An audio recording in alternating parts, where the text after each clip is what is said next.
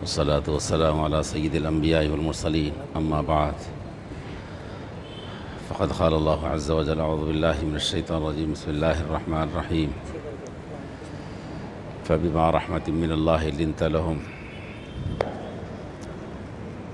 ولو كنت فظا غليظ القلب لانفضوا من حولك فاعف عنهم واستغفر لهم وشاورهم في الأمر وإذا عزمت فتوكل على الله إن الله يحب المتوكلين آمنت بالله صدق الله العظيم اللهم صل على سيدنا محمد وعلى آل سيدنا محمد وبارك وسلم اللهم صل على سيدنا محمد وعلى آل سيدنا محمد وبارك وسلم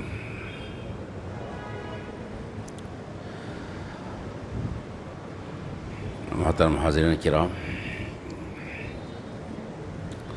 حضرت محمد رسول اللہ صلی اللہ علیہ وآلہ وسلم کے اخلاق اور عادات کے اندر یہ بات ملتی ہے۔ آپ صلی اللہ علیہ وآلہ وسلم غصہ نہیں فرماتے تھے، اپنی ذات کے لیے غصہ نہیں کرتے تھے۔ اللہ کا حکم اگر ٹوٹتا تو تب غصہ آتا تھا رسول صلی اللہ علیہ وسلم کو، اور آپ صلی اللہ علیہ وسلم اپنی ذات کے لیے کبھی انتقام نہیں لیے، یعنی آپ کو کوئی نقصان ہوا کسی سے، آپ نے اس کے لیے کسی کو سے بدلہ لیا، ایسا نہیں ہے۔ اللہ کا حکم ٹوٹنے پر ہوا جو کچھ ہوا، دین کے اندر کوئی خرابی پیدا ہوئی تو آپ کو غصہ آیا، آپ نے اس سلسلے میں انتقام لیا۔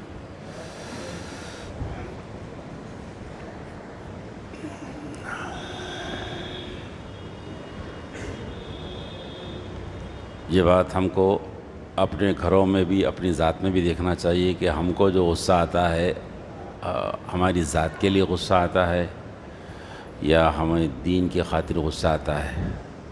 مثلا ہم اپنے بچوں پر، اپنی اہلیہ پر یا بچیوں پر غصہ کرتے ہیں تو کیا اپنی ذات کے لیے غصہ کرتے ہیں، اپنے ذات کے نقصان پر، یا کہ دین کے نقصان پر غصہ کرتے ہیں؟ یعنی کھانے میں کچھ گڑبڑ ہو گئی یا ہماری کوئی بات نہیں سنا تو اس پر غصہ آتا ہے، یا ہے کہ ہمارے بچے نے، گھر والوں نے نماز چھوڑ دیا تو اس پر غصہ آتا ہے، قرآن مجید کی تلاوت چھوڑ دی تو اس پر غصہ آتا ہے۔ یہ ہم کو بھی جائزہ لینا چاہیے، ہم اپنی ذات کی خاطر غصہ کرتے ہیں یا اللہ کے دین کی خاطر غصہ کرتے ہیں؟ نبی علیہ السلام اللہ کے دین کے لیے غصہ کرتے تھے، انتقام دین کے سلسلے میں ہوتا تھا، بدلہ آپ کا اپنی ذات کے لیے نہیں ہوتا تھا۔ اور ایک بات یہ ملتی ہے کہ رسول اللہ صلی اللہ علیہ وسلم بڑے شجاع تھے، بہادر تھے۔ گھمسان کی لڑائی جب ہوتی تھی تو رسول صلی اللہ علیہ وسلم کے ساتھ وہی شخص ہوتا تھا جو بڑا بہادر سمجھا جاتا تھا۔ رسول صلی اللہ علیہ وسلم کے ساتھ رہنا بہادری کی علامت تھی، جنگ میں ڈٹ جاتے تھے آپ، شجاع تھے، بہادر تھے۔ لیکن اس بہادری کے باوجود آپ نرم دل تھے، رحم دل تھے۔ بہادری تھی، طاقت تھی، اچھوں کے پاؤں جب اکھڑتے تھے تو آپ صلی اللہ علیہ وسلم ڈٹ جاتے تھے اور میدان سے ہٹنے کا نام نہیں لیتے تھے آپ صلی اللہ علیہ وسلم۔ لیکن اتنی طاقتور ہونے کے باوجود رحم دل تھے آپ صلی اللہ علیہ وسلم، قوت تھی، طاقت تھی، بہادری تھی، لیکن نرم بہت تھے آپ، نرم دل تھے۔ نماز میں کسی بچے کے رونے کی آواز آ جاتی تھی تو صلی اللہ علیہ وسلم نماز میں کمی کر دیتے تھے، یعنی قرات میں کمی کر دیتے تھے، بچے کو تکلیف ہو رہی، کسی کی تکلیف آپ صلی اللہ علیہ وسلم سے دیکھی نہیں جاتی تھی۔ کوئی دکھ بھری داستان سناتا تو آپ صلی اللہ علیہ وسلم کی آنکھوں سے آنسو نکل جاتے تھے۔ بہت نرم دل تھے، بہادری تھے، طاقت تھی، لیکن نرم دل ایسے تھے، رحم دل تھے، سخی تھے آپ صلی اللہ علیہ وسلم، سخاوت مزاج میں بہت تھی، بہت سخاوت تھی۔ جو ہوتا دے دیتے تھے، نہیں ہوتا تب کسی نے مانگا تب بھی کسی سے لے کر دیتے تھے، مگر دیتے تھے۔ سخاوت کا یہ حال تھا صلی اللہ علیہ وسلم، سخی بہت تھے صلی اللہ علیہ وسلم، سچے تھے، آپ صلی اللہ علیہ وسلم نے کبھی جھوٹ نہیں کہا۔ اللہ ہمیں بھی عمل کی توفیق نصیب فرمائے۔ سچائی تھی آپ صلی اللہ علیہ وسلم کے اندر، سچے تھے۔ اور ایک بات تھی، آپ صلی اللہ علیہ وسلم عہد کے بہت پابند تھے۔ معاہدہ ہو گیا، وعدہ ہو گیا تو اس کی پابندی کرتے تھے۔ غالباً احد کے میدان، احد کے وقت میں شاید ایک آدمی کی سخت ضرورت تھی۔ 2 صحابہ آ رہے تھے، راستے میں دشمنوں نے پکڑ لیا۔ اس عہد پر چھوڑا انہوں نے کہ بھئی جا کر جنگ میں ساتھ نہیں دو گے مسلمانوں کا۔ انہوں نے عہد کر لیا۔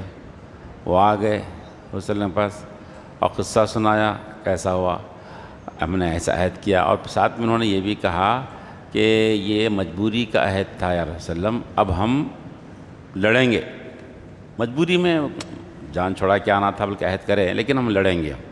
آپ صلی اللہ نے فرمایا کہ نہیں، عہد کی پابندی کرو، دور رہو جنگ سے، اس لیے کہ ہمیں صرف اللہ کی مدد درکار ہے۔ ایک آدمی کی ضرورت تھی اس وقت میں، صحابہ تیار ہیں لڑنے کے لیے، نہیں معاہدہ کرے نا تو معاہدے کی پابندی کرو، پاسداری کرو۔ ہم اپنا جائزہ لینا ہے کہ معاہدے کی پابندی ہم کرتے ہیں کہ نہیں کرتے ہیں۔ وہ وسلم سے ایسے سخت ترین حالات کے اندر بھی معاہدے کی پابندی، وعدہ ہو گیا، عہد ہو گیا تو اس کی پابندی کرتے تھے۔ اور ایک بات رسول اکرم صلی اللہ علیہ وسلم کی کہ متواضع تھے، بہت ہی عاجزی انکساری تھی آپ صلی اللہ علیہ وسلم کے ذات کے اندر۔ تکبر آپ کے اندر نہیں دیکھا گیا، چھو کر نہیں گزرا تکبر۔ ان حالات میں بھی تکبر نہیں آیا جن حالات میں عام طور پر آ جاتا ہے لوگوں کے پاس۔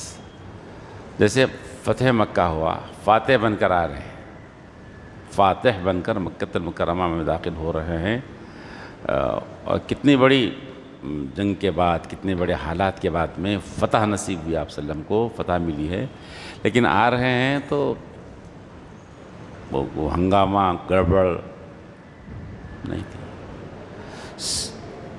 گردن جھکی جا رہی تھی آپ صلی اللہ علیہ وسلم کی، گردن بالکل جھکی جا رہی تھی، اونٹ پر بیٹھے تھے، گردن جھکی جا رہی تھی اور اللہ کی تعریف کر رہے تھے، اور اس فتح کو اللہ کی طرف ہی منسوب کر رہے تھے، اور یہ فرما رہے تھے کہ تعریف اللہ کی جس نے اپنے بندے کے ساتھ کیے ہوئے وعدے کو پورا کیا اور اپنے بندے کی مدد کی، اور ایک اکیلے اللہ نے سب کو شکست دے دی۔ گردن جھکی جا رہی ہے آپ صلی اللہ علیہ وسلم، بولو اتنا بڑا موقع ہے، لیکن اکڑ کے بعد تکبرانہ انداز آپ صلی اللہ علیہ وسلم کو چھو کرنے کی ضرورت سب تھا، عزت انکساری تھی۔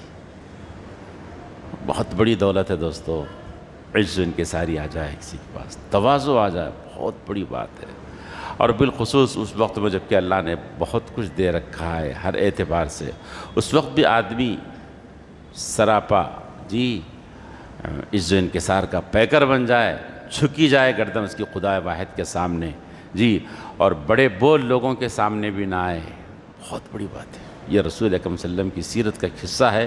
آپ صلی اللہ علیہ وسلم متواضع تھے بہت۔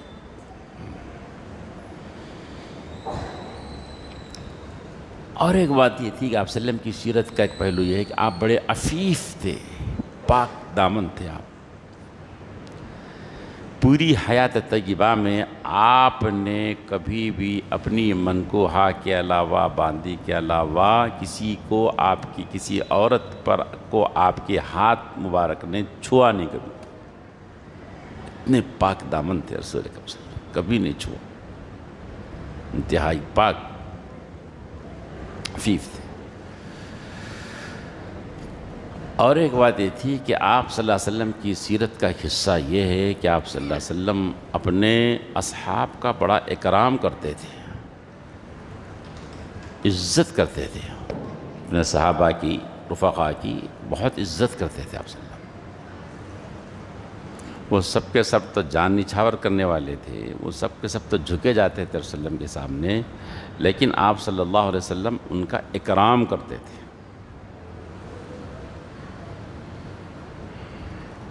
اکرام ایک مومن کا، ایک مسلمان کا ایک انسان کا بہت بڑی دولت ہے جسے نصیب ہو جائے کہ اکرام کر رہا ہو، سب کا اکرام کرتا ہو، عزت کے ساتھ پیش آ رہا ہو، جی اس کو مقام دے رہا ہو، ملنے کے بعد اس کو لگتا ہے کہ یعنی میری عزت کی، احترام کیا، یہ بھی بہت بڑی دولت ہے اگر اللہ نے دے دیا ہم کو تو۔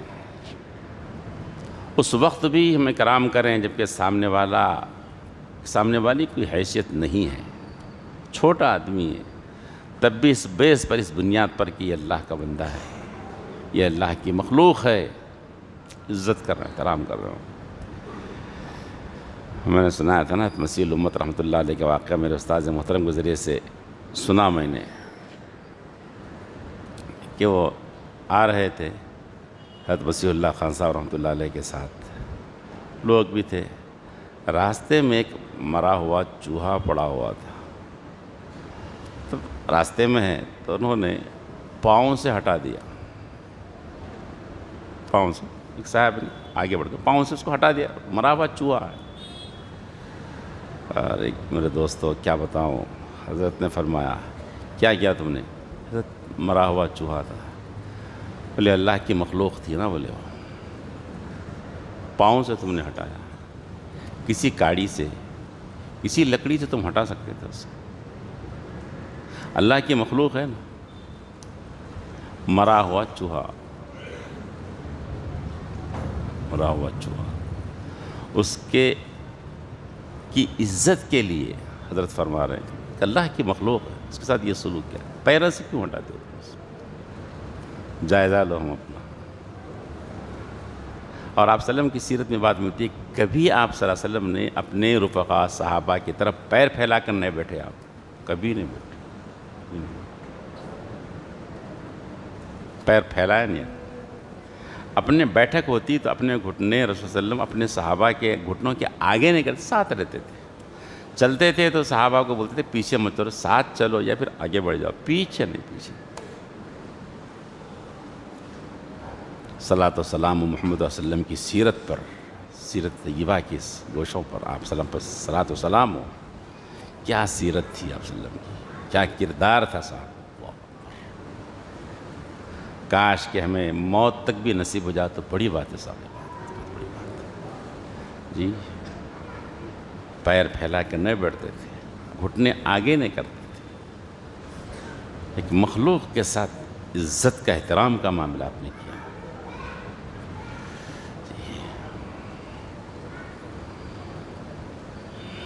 دوستو،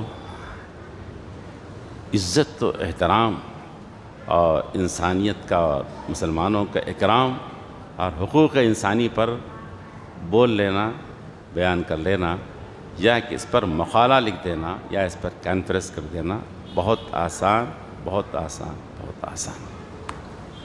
مسئلہ اس وقت مشکل ہے جب ہمارے سامنے ایک مسلمان آ جائے، ایک مسلمان کا تذکرہ آ جائے، ہمارے سامنے ایک بھنگی کا تذکرہ آ جائے، ایک چپراسی کا تذکرہ، چپراسی سے معاملہ پڑے، لیکن اس کے ساتھ بھی عزت و اکرام کا ہم معاملہ کرتے ہیں تو بڑی بات ہے میرے دوست۔ آپ کر کے دیکھیے، اللہ مجھے بھی توفیق دیا، آپ کو بھی، روح کو کتنی تسکین ملتی ہے، آپ آزما لیجیے۔ آپ خواجہ معین الدین چشتی اجمیر رحمۃ اللہ علیہ کا واقعہ میں نے سنا کہ لنگر پہ بیٹھے، دسترخوان پہ بیٹھے کھا رہے تھے، خواجہ معین الدین چشتی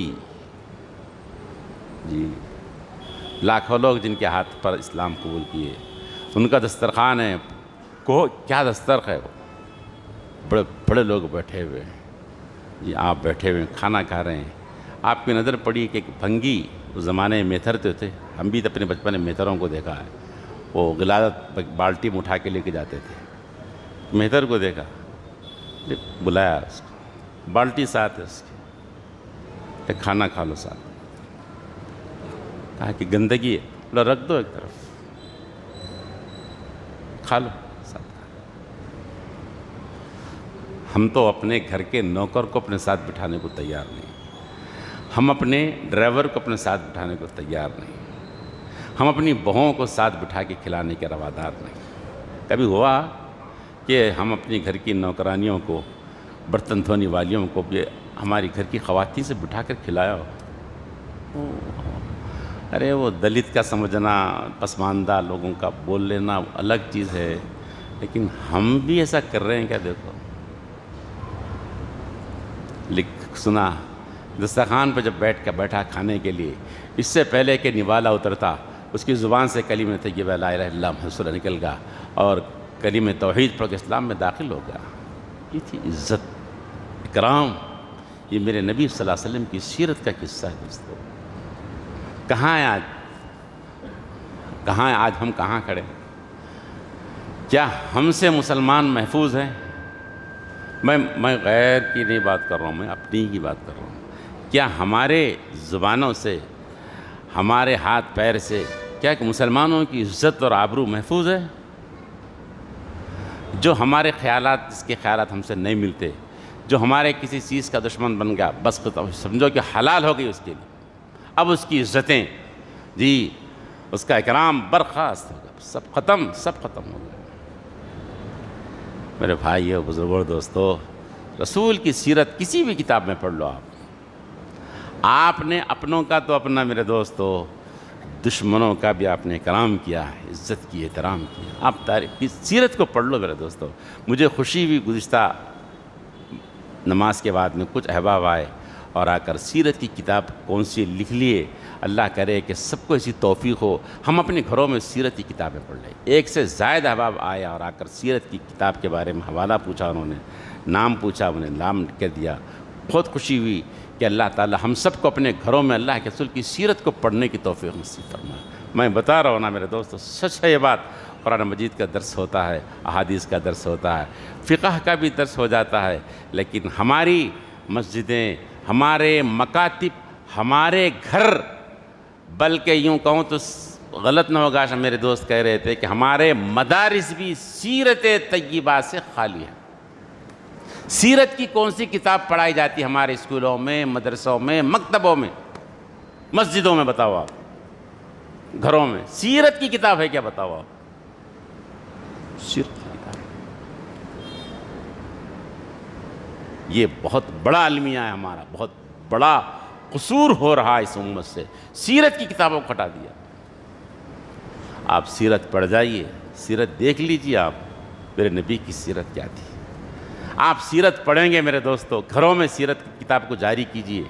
میں نے کتابوں کا حوالہ گزشتہ دیا ہے، آپ ایک 10 منٹ سیرت کی کتابوں کو پڑھ لو، آپ دیکھنا انقلاب نہ آیا تو دیکھنا۔